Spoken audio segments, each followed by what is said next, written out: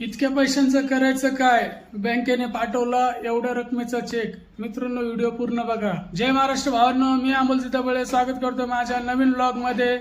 काल आपण पाहिलं होतं की मला एक पार्सल भेटलं होतं.